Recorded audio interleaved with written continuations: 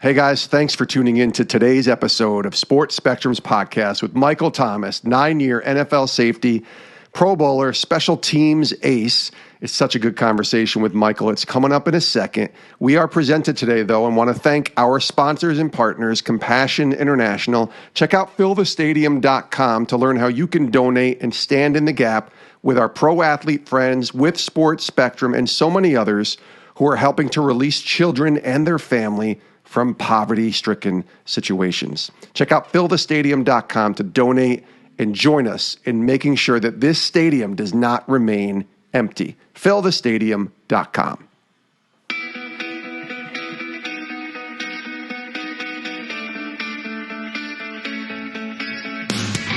This is Sports Spectrum, the intersection of sports and faith, where we bring Jesus back into the conversation. Here's your host, Jason Romano.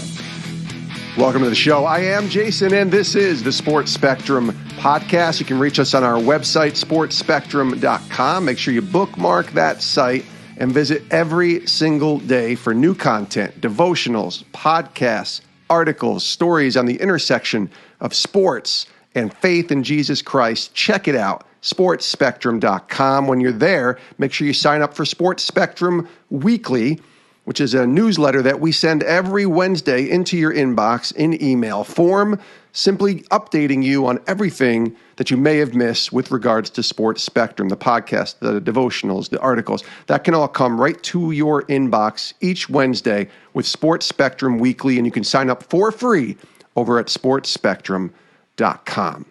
We got a great conversation today with Michael Thomas. He is a 9-year NFL safety and special teams ace. This guy played his college ball at Stanford and then went undrafted in 2012. He spent 2 years on the practice squad with the San Francisco 49ers before getting that opportunity to play in the NFL with the Miami Dolphins in 2013. He actually made his NFL debut in December 2013, and he had an interception off of Tom Brady. How's that for an NFL debut? Intercepting the GOAT to win and help the Dolphins to a victory over the Patriots. What a debut.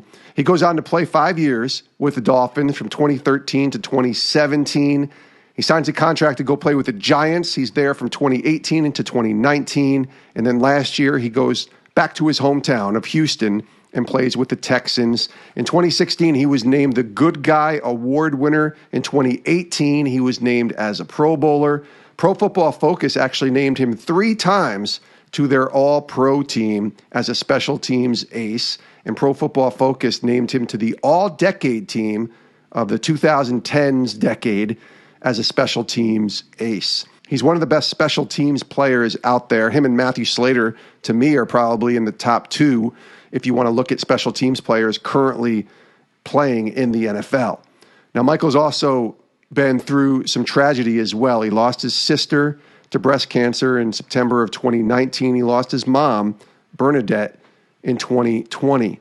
And so we talk about the highs and the lows. He also just became a dad for the 3rd time. The waiting that he's walking through right now, wondering where he might end up as an NFL player, and then how God has guided him throughout all of this, not only as a football player, but as a person who's more than an athlete, speaking up for those that can't speak for themselves and standing up in the community to serve and to speak up about bigger issues than football. This is Michael Thomas, full of joy, full of laughter, huge smile the entire time we were talking. I really enjoyed this conversation with Michael Thomas, the NFL safety and special teams ace, joining us here on Sports Spectrum. Let's take a listen.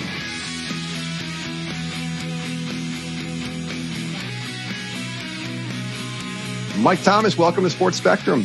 Man, Jason, thank you so much for having me, man. And I appreciate the intro and the accolades announcing that. But shoot, man, it's definitely been a interesting journey, a dream come true for me. And I'm grateful for you having me on the show. Absolutely. I'm glad that you're here. This is going to be a fun conversation. And you've been through quite a lot, let's just say, especially in the past couple years. But let's talk a little more recently. You're waiting for the opportunity to play right now, and I do want to talk about what that waiting period is like. But you became a dad again a month or two ago, so congratulations, baby number 3, right? Oh yeah, man, baby number 3. It's definitely a blessing. We had my oldest daughter in 2014, had my first son, second child in 2019, and now been blessed 2021 with our third and might I say, Jason, final child. I think the Lord has put it on me and my wife's heart that the shop is closed now. We're officially playing zone defense, and he's blessed us. So I think this is it. It's a blessing, but it's also you realize when you go from 2 to 3. I've heard people say this, that it's a leap, it's a jump. Oh, it is. I mean, it's shoot. We're playing zone. Okay, but we got everybody's helping out. Everybody's helping out, including my oldest daughter. So I mean, everybody's helping out. It's a blessing, but it is work. Absolutely, it's a lot of work. My brother has 5 kids, and my other brother has 4. So that's them. They didn't stop on that zone defense until I got a couple more. They said, shoot, if you're playing zone, like it doesn't even matter at this point. That's it. We got 1 in the middle, we got 2 on the wing, and we're good to go here. That waiting mode, though, is got to be fascinating right now for you as a guy who's been in the league a while. And listen, you grinded just to get into the league and make it and prove your mark as a guy who eventually gets into the Pro Bowl, who was undrafted in 2012. But now it's kind of, I don't want to say full circle, but a little bit different on the other side of it here, as you're now 8 years in the league, almost you'll be going into your 9th year, and you're waiting. You don't have a team right now. What is that like right now to kind of be, I don't want to say in limbo, that's not the right wording, but you're kind of waiting and seeing where the Lord's going to take you? Yeah, man. I mean, it's been a blessing in disguise. I'm not going to say it's a blessing, but it's a blessing in disguise having this experience because, you've played, I guess if you count the practice squad year, it's really going in year 10 total since going undrafted in 2012. Right. You've been blessed to play this long in the NFL. I've seen it work out for other guys, and I've actually reached out to, who are my vets, my OGs, in the locker room, right? Like, how did you handle this? And they're like, bro, it's honestly to not have to, be somewhere, then you see the draft, who they draft, and, you sign some other free agents, and now you got to worry about that. It's like, no, as a veteran, you're not on a team, but at least if someone calls, which, if you're that type of player that they call, there's an actual need. And a team will have, actually want you. So you're in that situation. You're blessed to say you played this long. And if you do get a call, it's because the team actually will need you or want you instead of, you just being another camp body. So I found peace in that and just knowing like, hey, I have had to, take the unconventional route of playing and in the NFL, having a career in the NFL, living out my life's dream. Going undrafted, being on the practice squad, pretty much my first and my second year till Miami called and picked me up. So, I mean, I've been tested. I've been battlefield tested, but this is my first time in my career having a season start, and I'm not signed with a team. So just been leaning on God, my past experiences where I wasn't so sure about stuff, and I had to lean on him for perspective, for peace to carry, so I wouldn't have to carry that burden myself. And knowing that it's, even if it didn't work out how I thought it would work out, he's always like provided for me. He's always put me in a position to where I could take care of my family, where, I've exceeded even my expectations, what I could ever even dream of, being, like what's best for me. So I'm just doing that same thing right now with this experience. And you're healthy, obviously. Last year, you suffered a torn pectoral. First of all, describe that injury. I don't even know if I know exactly what that means when you tear a pec and how that happens. What happened? Dude, it's crazy. Everybody says that, right? I mean, literally, it's your chest. Like the muscle that connects your arm to your chest. And, making a tackle against Kareem Hunt. We went to go play Cleveland. Making a tackle on third down. We're getting off the field, hit the ground, and my arm just felt weak, man. I was like, oh, no. Like, unfortunately, Jason, I've done this before, though. I tore my left pec in 2014, so it's like I knew the symptoms. I knew exactly what the feeling was. So I knew right away, and it's one of those things where it doesn't matter your position. Like if you're a D lineman, O lineman, I mean, obviously you need your arms for strength, and if you don't have a muscle connecting your chest to your arm, like you can't do it, right? You gotta have surgery to repair those muscles, right? Most of the time, and for me, it's not going to hinder like my career. It's not going to alter me as an athlete, but at the same time, I'll be very, I'm not going to be functional. If I can't wrap up and make a tackle, I'm not going to be functional. So just made that decision to go to Dr. Andrews midway through the season. And especially during that COVID year, it just made sense to go get it repaired. And shoot, I'm healthy now. I've been cleared by Dr. Andrews and ready for whatever that opportunity presents itself. I'll be ready for a team assignment. So what's a workout look like right now for you? Is it more, strength training and kind of typical, or are you out on the field, doing football drills as well? Oh yeah, I mean they'll tell you anywhere, especially all those who have played, in the NFL for a long time. The only way to get in shape or stay in shape for football is to do football movements, right? Right. So I am out there. I'm training. I train with different, coaches here in the Houston area, from Coach Delphonte Diamond, Footwork King, Corey Wallace with Let's Be Great. But at the end of the day, if I got some space in my house as well, Jason, I can get out there, throw the cleats on like I did in high school, and summer training in college. Get out there, do my individual drills, do all my movements, go through, being deep safety in the post, doing some underneath drops in zone, and get that conditioning in. That's it. And then it ended with some lifting. I know how to stay, maintain my strength, or, stay strong and do some corrective movements for my shoulders, some stuff for my lower body with balance. And shoot, that's just staying in shape, staying ready. That's how you can have longevity in the NFL.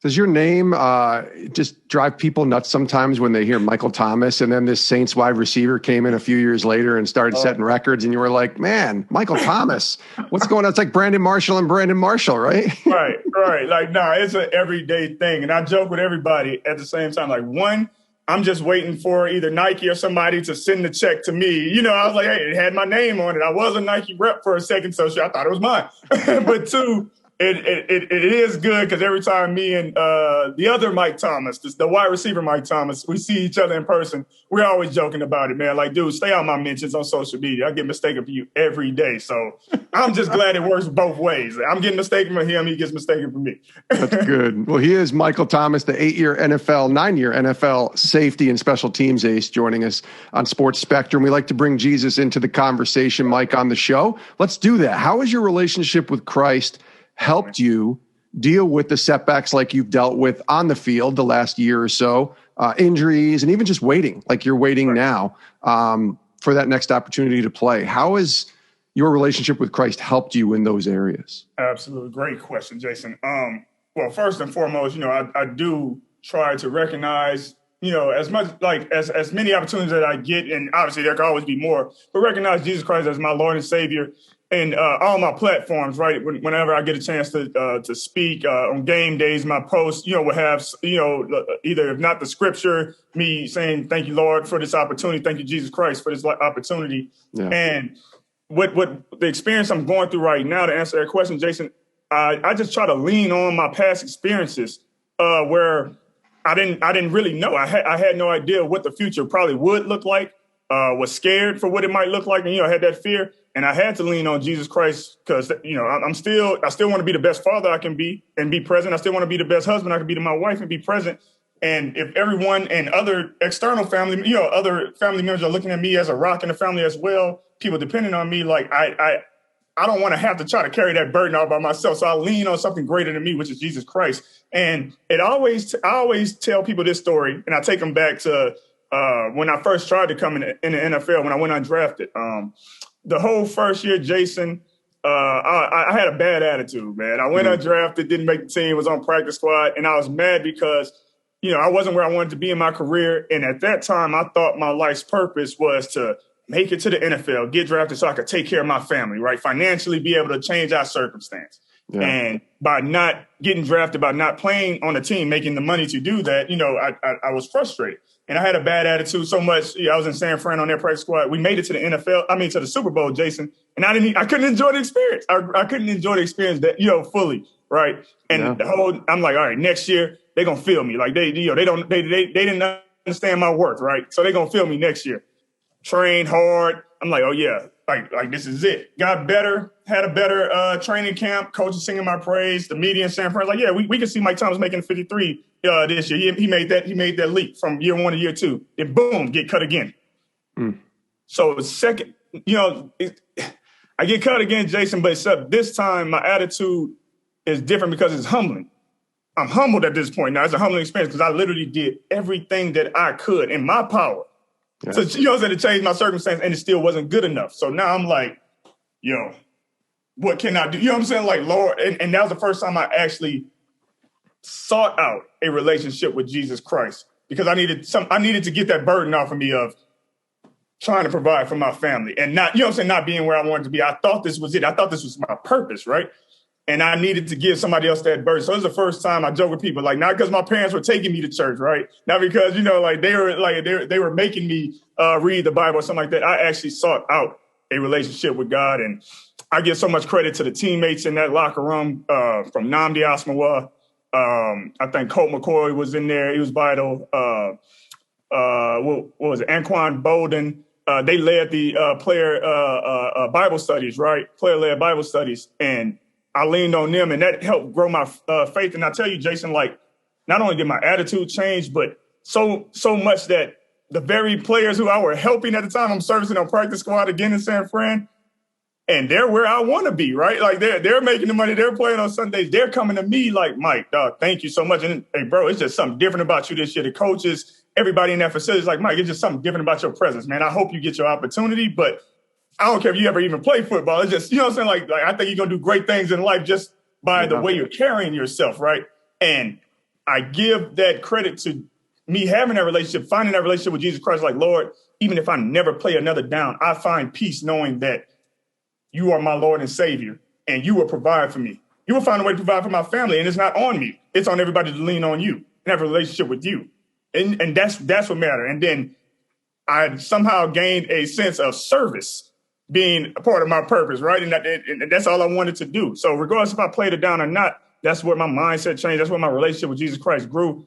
Thank God ended up getting my opportunity right later when Miami called, but it didn't even matter because once I got to Miami and throughout the rest of my career, becoming, special teams captain, becoming a leader in the community, that was all just because all I wanted to do was serve. I wanted to serve my teammates any way I could every single day when I walked in the locker room. How can I be a better brother to them? I want to serve any community, that I was in, Miami, Houston, New York, wherever, all because I wanted people, even if I never said anything, to feel the presence of Jesus, you know what I'm saying? Like of Jesus Christ and spread the gospel that way, right? And that's just what's been driving me. So now when I'm in a position again, to bring it back to your question about how are you handling this, waiting, it's like, you know what, I'm in a different season now, and I've had a lot of opportunities, I guess more now since either with COVID and me having this time on my hands to speak, to do more community events, to be present in my family, present in my community, and I'm just serving right now. So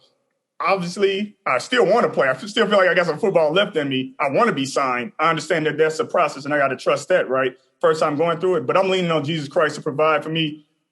That's keeping me with peace. He's like, okay, I got something else I'm gonna preoccupy you with in this whole season with having your third child, so you can help serve your wife and your family a little bit right now in this time. So that's where my mindset's at, man. That's good stuff there. I have a question about just being an NFL player. Once you start to get reps and make a team and establish yourself, and your platform grows a little bit here and there, but really your presence in the locker room goes. What are conversations like with guys who maybe believe different or have no faith or are curious, but see this joy, see this personality, this guy who exudes? I mean, I can just tell when you and me are talking here, there's a joy about you in the way that you carry yourself. What are those conversations like with people who believe different when you don't ever want to force your faith on anybody, but you certainly don't want to be ashamed of it either?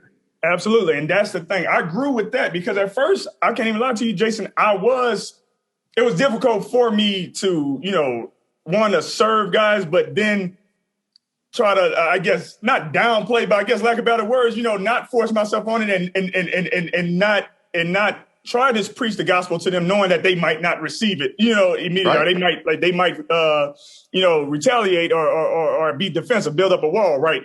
And I guess I was trying to please my teammates more than I was trying to serve my Lord and Savior Jesus Christ at that point. So I had to grow with that. And to answer your question is you just have those conversations. They'll ask questions. Sometimes it's combative, but then you'll ask a question, right? And sometimes just by asking questions, not necessarily like preaching, preaching at them, to them, it will build up that wall. Sometimes that might serve that curiosity. That might answer a few questions just by asking them some questions about either their other beliefs or why they don't believe in Jesus Christ, right? And then the best part is just living out the word, leading by example. Yeah. And them seeing again.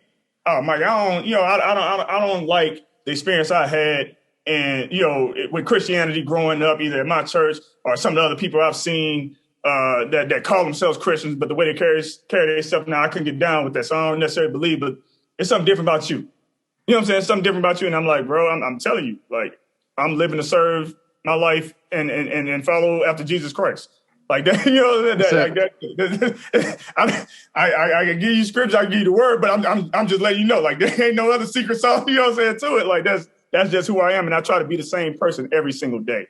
And I think doing that has, opened a lot of my teammates' eyes who might not necessarily be believers or that strong in their faith and their walk right now yet.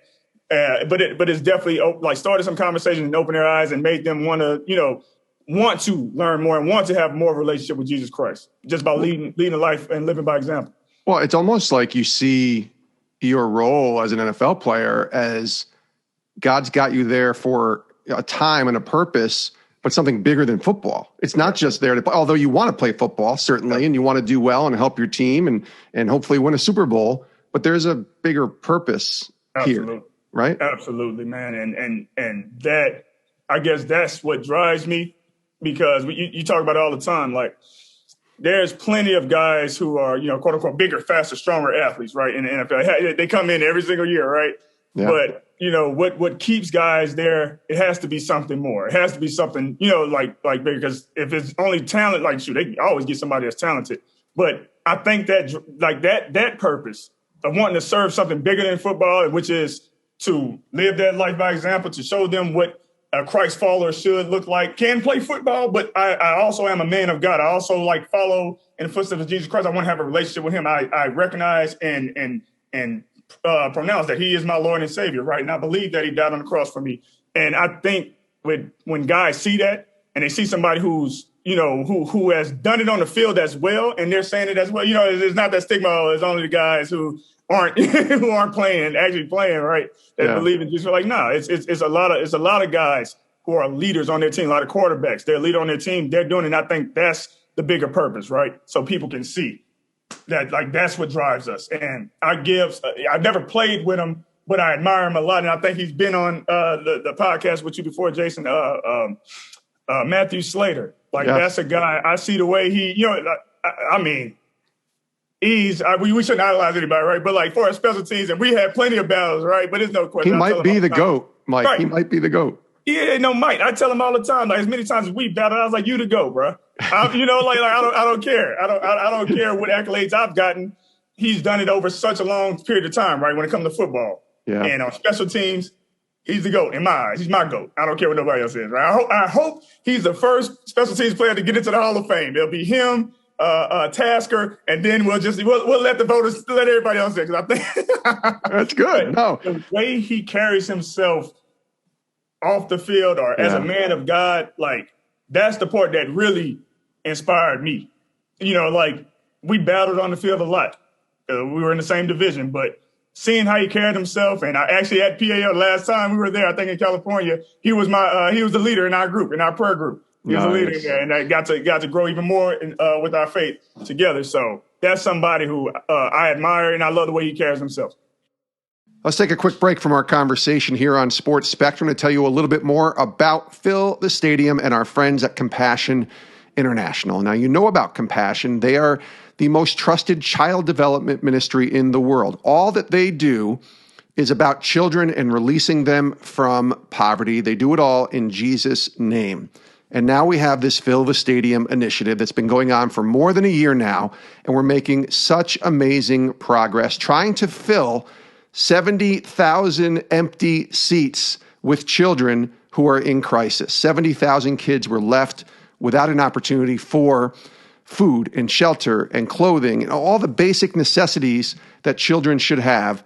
Normally, they would get sponsored in a regular year, but the pandemic wiped all of that out. And so now you can come alongside myself, our friends at Compassion, our pro athlete friends, and help fill the stadium and release kids from poverty. You can go to the website, fillthestadium.com, to donate right now, fillthestadium.com, and let's release these kids from poverty. Let's reach our goal of 70,000 filled seats. Go to fillthestadium.com. He is Michael Thomas. He's joining us here on Sports Spectrum's podcast. The ebbs and flows of life, Mike, bring happiness and joy, pain and sorrow. We talked about that. And you experienced that joy, obviously, in seeing your son born in April. But the last few years have brought some difficult seasons of life as well, some difficult moments with your family, losing your mom, losing your sister. Grief is something that we all deal with, but it's very different and personal, I think, for every person. How has God helped you kind of walk through the loss of mom, walk through the loss of your sister, and kind of process everything that's taken place for you over the last few years? Yeah, man. It was tough. I'll say this, especially with my sister. She was only a year and 3 months older than me, right? She had just turned 30. And I think 2015 was the first time she got diagnosed. I think it was stage 3 when she was living in Louisiana. Went through chemo, all the treatment process, and boom, rung the bell. She was in remission, right? Yeah. Felt like she was ready to go live her life. That happened in, I believe, 2017 or 2018, one or two. And then signed with the Giants 2018. And I'll never forget that night ever. I'm playing a game, Jason, in my room, and I see her calling. She calls twice. I'm like, I'm gonna call her. I'm gonna call her back. I'm trying to finish this little game online, whatever. Right. And my wife walks in the room probably like 2 minutes later. She's like, Mike, I think you need to call your sister back. I called her, and hearing her voice and how she broke down and was just hysterical, and it sounded like all hope was lost, man. Like, that she found out after going to the doctor earlier that day or the day before that her cancer came back and it was spreading at a rate already that it was, it showed cancer showed its bad self, right? Yeah. Sure. And to have somebody, a sibling that's that close in age, like I said, we were just a year and 3 months apart. And she was older than me. I was the youngest of 4. And we used to fight all the time up until 11. She used to, she used to beat me up. And then by the time I got 11, I was able to fend for myself, and she stopped. But after that last fight, when I turned 11, we became like this, Jason. We were inseparable, right? Like, so that was tough. Just here on earth, you feel like, man, I felt like I lost a piece of me, right? Like we were supposed to get older together. We had a lot of the same goals, a lot of the same, dreams and whatnot. And we were working a lot of stuff together. And to see somebody so young go through that and somebody so close and dear to you, like, that hurt, bro. But I found peace in knowing that, she would no longer have to suffer what it was doing to our family, my dad having to see his baby daughter go through that, and the strain it was putting on our family, and seeing that my sister who passed away found peace in knowing that this is God's will. This is God's will. Like, there's nothing y'all can do about it. This isn't y'all fight. This is y'all battle. And by seeing her have peace with it, and she was able to be, once she came to terms with it, was able to be herself up until her last breath, right? And knowing that, I found peace in that. Was it tough? Yeah. By my last season in New York, I think even my teammates could tell you, it was kind of tough on me, but I eventually found peace. And then you brought it to my mother passing away. Now, that was, nobody wants to lose their mother either. I mean, especially not two immediate family members, I think within like months apart, less than a year apart, right? But my mother had been struggling from post-stroke symptoms since my senior year in college, right? And health just got worse and worse and worse. So I can honestly say, like, as tough as that was to lose the person who gave birth to you, who brought you into this world, right? Somebody like that's who I was. Shoot, I could say like that. That's who I was like driving myself for the most part of my life, my career, trying to make it to the NFL. Like, that's who I was working for, right? Wanted to buy her a house, change our circumstances, wanted to help her and my dad retire. And then to see her health deteriorate, like early Alzheimer's, like my last 2-3 years with my mom, like since my last year in Miami, we didn't even start to recognize my mom. She didn't recognize us, couldn't even have real conversations anymore. Like, that was tough. So once she passed, now that one I can truly say, Jason, I found peace in knowing that, God took away the pain He called his angel home. She served her purpose on earth. She gave me a lot of tools early on for us, just like value and education, how to survive in America as a young African American man. She was always into serving her community as well. I'm pretty sure that's where I got it from. She was always in the church, involved in the church, right? Sure. And that's where I got my religion and grew my first base of faith was through her and my dad. So, I mean, she gave me so many tools to survive. And I thank God she was my mom. And I got a chance to experience at least 30 years, with my mom. But he took our own home and took away that pain and that strain. Again, seeing what that did to my dad for pretty much, like I said, my whole career since my senior year in college. And I think that, God has a will. He's a sovereign God. And some stuff is not for us to understand. But, now when I see other, and I don't want to bring up anybody else's experiences, pain, but when I see other people who go through it, I can have those conversations, letting them know, like, yes, it does hurt, but joy does come in the morning. Like God will, you can find peace in God, knowing that it's His will and that He will provide for you. So I can share my experiences of actually going through with other people and let them know, like, nah, it will get better. You will go through your hurt, your sorrow, and after you go through your pain, then you'll find joy. It also gives you an opportunity to probably share Christ with some people as they see that you can still have joy when you go through such sorrow, right? Absolutely. And I think that's probably the best part. And I think that's what's helped my family go through it with some other people, extended family, outside family. And like you said, when they experience it themselves, they say, okay, like joy does come in the morning. There will be a tomorrow, right? Absolutely. Absolutely. He is Michael Thomas. He's joining us here on Sports Spectrum. I want to ask you a question about your dad. I don't know your relationship with your dad, so I'm asking this. I assume it's good. I saw a picture you posted with your dad, and I think your newborn. How has your relationship with your dad kind of evolved and grown going through all this, right? Because like you said, your dad lost his baby girl, your dad lost his wife, and now you and him are kind of grieving together, but maybe even growing together. How has that relationship blossomed and grown? Absolutely. And that you already took the words out of my mouth. It's definitely grown because now, I mean, obviously I still respect my, like that's Big Mike, right? I still respect my dad, right? That's dad. And you asked about our relationship, like the dynamics, right? Like he has been, he's my father. My mom and dad were married. They met in college. Both were attorneys until we moved to Texas and became teachers. Like my dad has always been around father for definition of a man, a working man who got up every single day and went to work. So that's where I get my work ethic from, right? Yeah.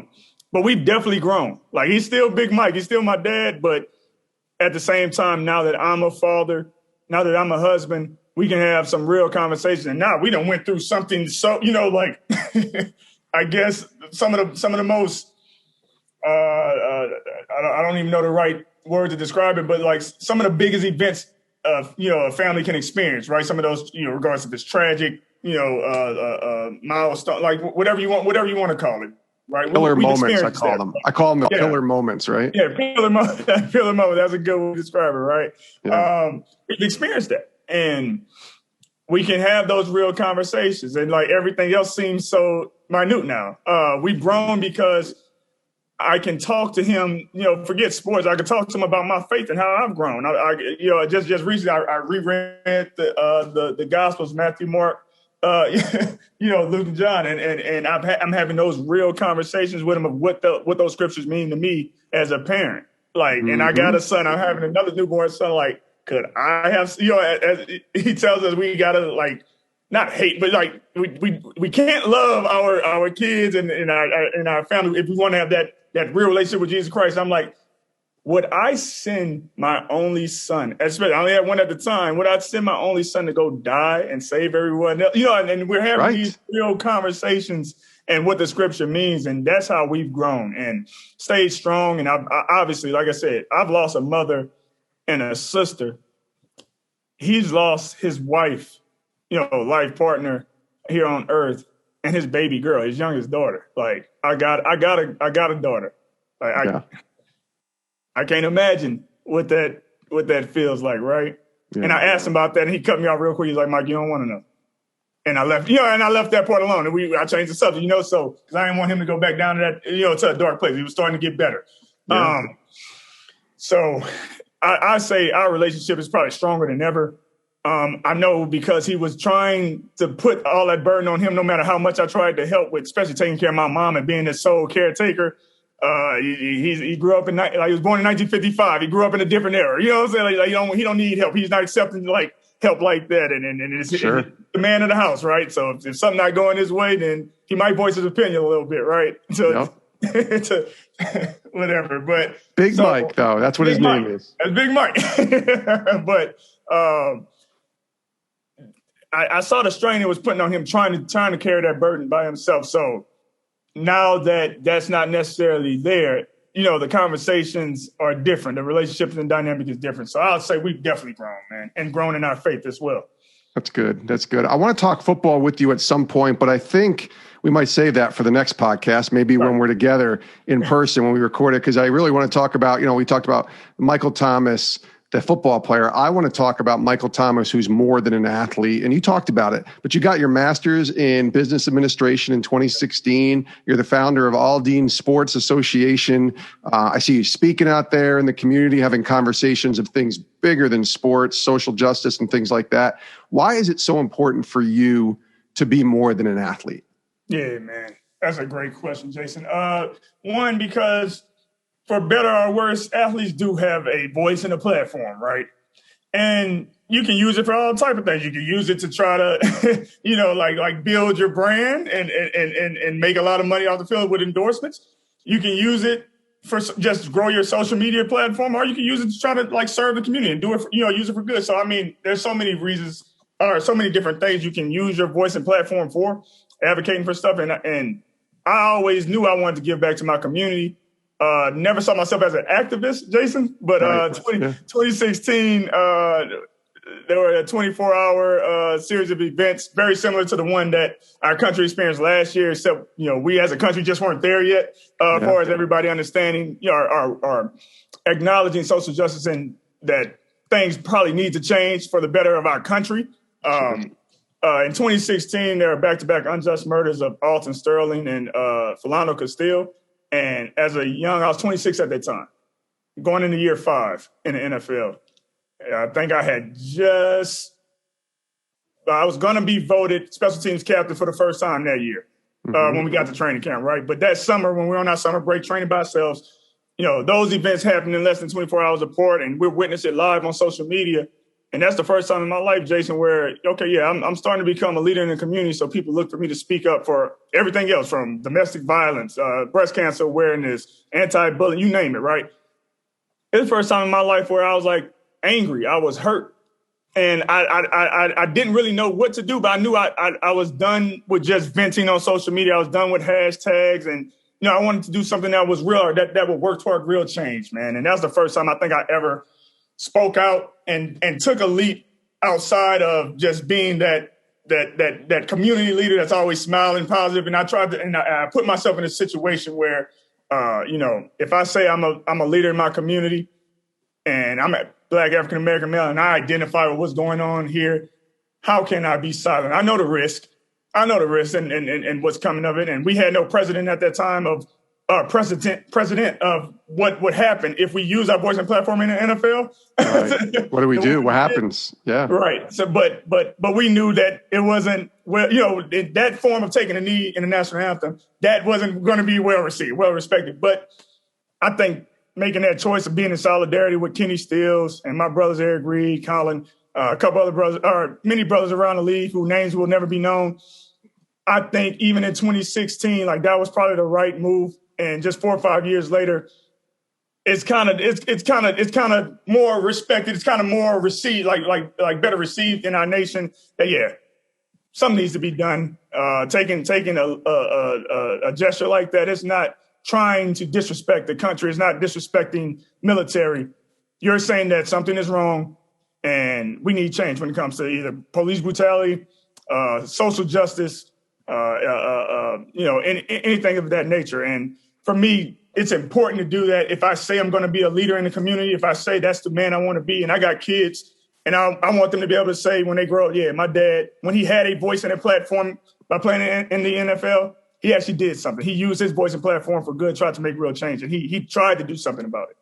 And the interesting thing is, and a lot of people, probably some who listen to this podcast, have probably some issues with this whole absolutely social justice thing. But your faith guides you into these decisions. That's what I want people to hear, right? It's not just something that you're just spurring the action and you're just jumping in. Like your faith and prayer and time with the Lord and your relationship with him guides you into this, doesn't it? Absolutely. And if anybody thought that this publicity stunt or anything, like, nah, like again, like I touched on it, but I was going into year 5 in the NFL. Like no guarantees in my contract. About to be voted captain of special teams, hadn't been voted yet, right? I couldn't make that decision and like, oh, it's a publicity stunt and I'll be fine, right? Like, no, I had to literally, like you said, pray about it. Mm-hmm. I talked to my wife, or I talked to my parents first. I talked to my family members, and they, as much as they support me and want me to be involved in the community, they didn't necessarily support that idea at first. They didn't want their son to be punished for something that he shouldn't have to be fighting for this, right? Sure. They didn't want me to risk my career and everything I've worked for that, right? But after, just being conflicted and praying with my wife about it, that's what it took. It took me speaking to my wife and praying to my wife about it. And, it's 2016. My daughter's only 2 at the time. It's like, I don't know if I could look myself in the mirror if I'm really going to be, this man who says he obviously Jesus Christ is my Lord and Savior, and I'm here to serve, and he's put me in this position to serve, to have a voice and a platform, to say here's an opportunity to walk in fire, but serve. And I prayed about it, and with that conviction and praying about it, ultimately came to that decision that purpose of serving outweighed that risk of losing my career. And thank God he covered me.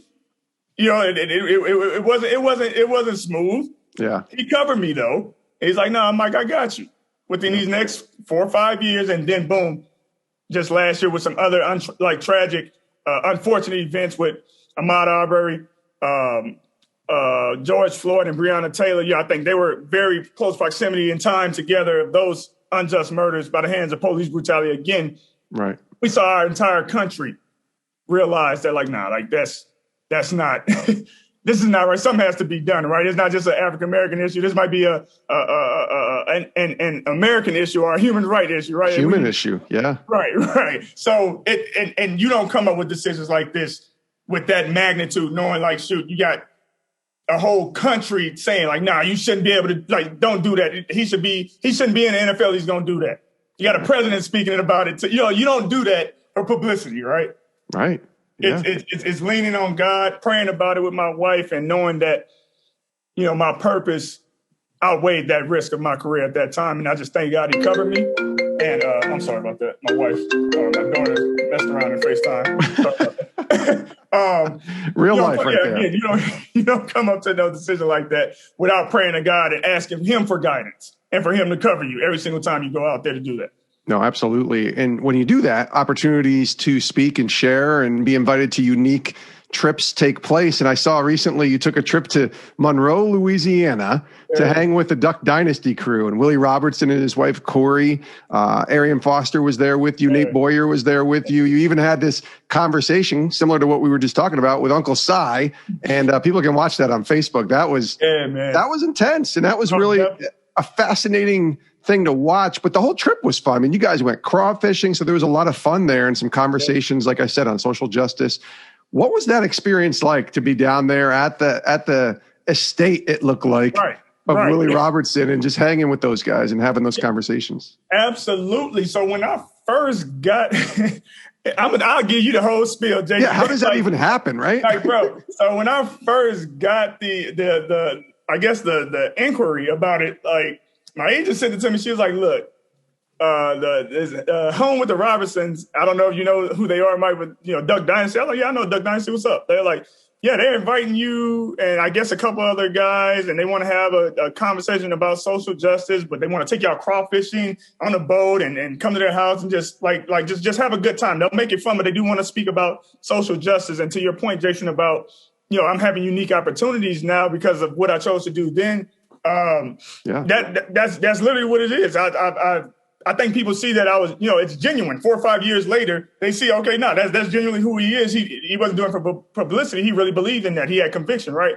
So when my agent Christina Phillips first presented it to me, Jason, I'm like, Duck Dynasty, like social justice, me, Duck. I would never have thought about it, but okay, like this could be interesting. And they sold it a little bit like, nah, like Mike, as I never actually watched the show. I knew who they were, I never watched the show, but they're like, nah, like the main character Willie, like he's a pastor, and I think they're going to admit that they did not agree with taking the knee. They were actually against it at first, but I think their views have changed over the years, and they want to have a conversation about that. So I said, okay, here's an opportunity to have some real dialogue, bring a couple different audiences who probably never would mesh together, together for an event. I love that I actually made the decision to do it. It was funny. They had a mix up, Jason. They wanted me because I took, they were looking for the Michael Thomas. I took a knee in 2016. With the and I think he plays for the Saints now, right? He's the receiver, and then she was like, wait, no. I have the Mike Thomas who took a knee, but that other Saints, that's the receiver, Mike Thomas. So which one do you want? And they're like, oh no, well then somebody gave us wrong information. We want your Mike Thomas. So it's like it's still happening, Jason. Like we're still getting mixed up, bro. But I ultimately ended up making a decision to do it. I had no idea Arian Foster or Nate Boyer were going to be on there. I'm on the plane heading there. And it's a small plane. Not too many flights are going to Monroe, Louisiana. So I sit down. I see a guy, got dreads or whatever, like bigger dude. I said, just give him a little nod, like we made eye contact. I got my headphones on. I'm chilling, looking out the window. Then boom, he nudges me. He's like, bro, you going to act like you don't know me? Took the headphones. I was like, oh, Fino, what's up, bro? I had no idea Aaron, was even going to be on the show. So that was a pleasant surprise. Having Nate Boyer there, obviously, with his experience with Colin as well. Like that was a great surprise. It was a great experience. We had great conversations. I must admit, I was coming off of surgery, so when it was time to cast out the crawfish basket, I didn't have good throws, but I couldn't check it out. I had to give it what I got, man. Had you ever been crawfishing before? I told him no. I've ate at plenty of crawfish boils. I had never been crawfishing before, so that was my first time. Was it a good experience? It was good. It was good. We were on the boat. Yeah. I've been on boats plenty of times before. It was funny seeing Arian, like, as he seems like he's not fearful of anything, right? He has unique, different experiences, talking about somebody, faith, like different faith, right? Yes, for sure. All you do is ask questions, and you know what I'm saying, and whatever. But it was funny because he was just like crawled up. He was nervous being on the boat. So, I mean, it was fun, man. Like, we were able to joke with them, have real conversations, ask them about why they felt a certain way or, some type of way. Negatively, especially against us, deciding to take a knee at first. Like, for real, have a real conversation. I'm not judging. I'm saying I want to understand. I understand, but I want you to, tell me. Well, with Uncle Cy, Uncle Cy didn't hold back.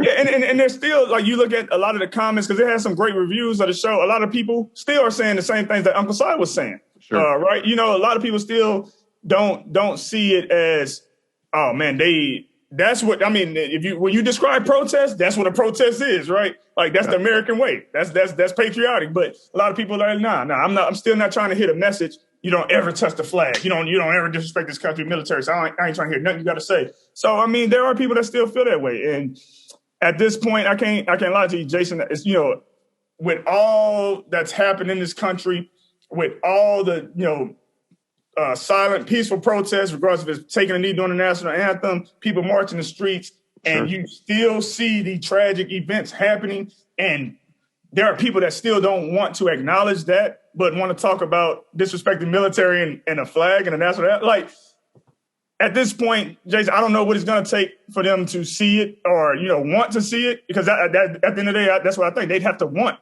to see it and want to see that there's a problem and that change needs to be made. So, I don't have anything more to really say to them, try to convince them, other than just keep living a life of example, leading by example, letting them know that Jesus Christ, he guides me with every decision that I make. It's out of love and just wanting to serve my community. Seriously, serve this country. It's out of love, everything that I do. But the opportunity too, as we wind down here with you and Arian and Nate being on a show, and the people, I don't even want to say it this way, but their audience is a different audience than what maybe the audience on other sides of the spectrum or whatever that is. Right. But I went and watched it again this morning, and there's like 4.1 million views. Mm-hmm. That's a lot. That's a lot of people that watch and pay attention to Willie Robertson. And so my point being, kudos to those guys to be willing to have that conversation, right? And kudos to you guys for willing to go down and have it. And honestly, what happened in this video, and I know it's a video and it's, the Robertsons and their platform, but that's what needs to take place in our country is the conversations at the table like you guys were having on different viewpoints, different discussions, different backgrounds, different perspectives. And yeah, even if you can't, you shake your head after and it's like that, this person or that person still doesn't understand, at least you're civil enough to have the conversation. Because too many people don't want to have any conversations. That's the problem. Absolutely. No, I commend them. I told them straight up on the camera and off, like the idea, whoever came up with this idea, I mean, it's brilliant. I know like conversations aren't what's going to change the laws and whatnot, but if you don't have if the people who don't necessarily agree with it don't have these conversations, then who are we trying to convince or who are we trying to get to change? That's right. You know what I'm saying? Yes. So it was definitely a great idea. And I think more conversations like that, more opportunities like that need to be available. Absolutely. He is Michael Thomas, the Michael Thomas, NFL safety, the first Michael Thomas in the NFL, special teams ace, and hopefully we'll be seeing him on a new team coming up here in the 2021 season. Thanks for the conversation, my friend. Thanks for the time. And like I said, when we see each other, hopefully in person, we'll have another conversation and we'll talk a little football. I wanted to ask you about intercepting Tom Brady in your NFL debut, but we'll hold that thought for next time, Mike. Thanks for being here, my friend. I really appreciate you. Thank you, Jason. Thank you for having me, man. Talk soon. And many thanks to Michael Thomas for joining us here today on Sports Spectrum. You can follow Mike on Twitter. Make sure you get the right Michael Thomas when you're following him on Twitter. He's got the number 31 in his Twitter handle. So that's kind of how you can know that it's this Michael Thomas. And the other Michael Thomas is pretty good too. And if he wants to come on this podcast, we'd love to talk to him. He's the Saints wide receiver. This is Michael Thomas, the special teams ace and NFL safety, and he was fantastic on this podcast. I hope you really enjoyed this conversation. Thought it was an important one about grief, about pushing forward, about God providing you peace in the midst of a storm, about having a voice and speaking up for that voice, about taking a stand. Man, so much good stuff in here. And I really appreciate Mike for being here on the show. We wish him nothing but the best in 2021. We also thank you for listening as well. Again, make sure you go to our website, sportspectrum.com. Sign up for Sports Spectrum Weekly, our weekly newsletter that comes to your inbox for free. You can sign up right there at sportspectrum.com. And then as you're listening to this podcast, maybe this is your first time listening to Sports Spectrum. Thank you for tuning in. Make sure that you click that subscribe button so that you never miss an episode of Sports Spectrum's podcast. We bring Jesus back into the conversation using sports as a vehicle to talk about faith. That's what we do here at Sports Spectrum, and we're so glad that you tuned in. Join us next time here on Sports Spectrum. I hope you all have a great rest of your day, and thanks for tuning in.